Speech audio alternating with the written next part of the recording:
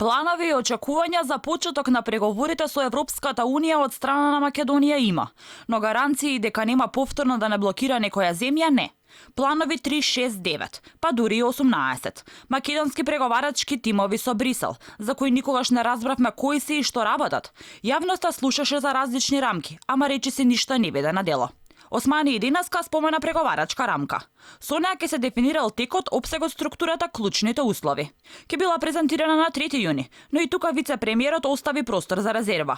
Вели ништо не е договорено, се дека се не се договори. Ова според Османи значи дека преговарачката рамка би се усвоила во текот на хрватското претседателство, а првата меѓувладина конференција би се одржала во текот на германското претседателство, односно во периодот од септември до декември годинава.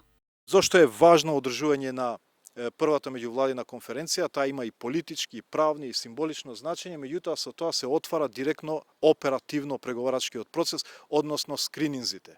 Скрининзите имаат два дела, објаснувачки и билатерален. Двата дела зимаат по една година. Срекна околност е што ние објаснувачкиот веќе сме го завршиле. Веќе минатата година, со тоа што ни останува само билатералниот скрининг. Во објаснувачкиот скрининг, каде илјадници луѓе од наша администрација и од невладините организации беа во Брисел, ние слушавме, Европската Унија презентираше што треба да направиме. Во билатералниот е обратно. Иако вице-премиерот вели дека идниот скрининг процес е завршен, никој никогаш не разбра конкретно што е скенирано и какви оценки добила земјава.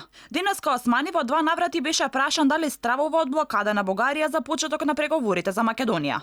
Тој го избегна одговорот. Рече само дека компромисно и мудро треба да постапуваме. Ние сме свесни дека правилата на игра во Европската Унија се такви. Секоја земја членка, водејќи се по своите национални интереси, може да ги стопира и блокира преговорите не само за нас, за било која земја членка. Ние најмногу сме сведоци на таквите правила на игра.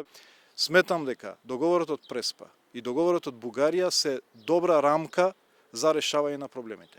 Никој не очекуваше дека со ставањето потпис на овие договори ќе се решат преку ног сите проблеми. Македонија се соочуваше со проблеми за добивање на датум со Грција, Франција, Холандија, а сега се поизвестна и рампата од Бугарија.